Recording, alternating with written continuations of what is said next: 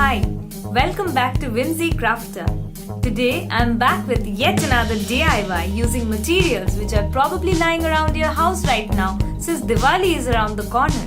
So without further ado, let's get started.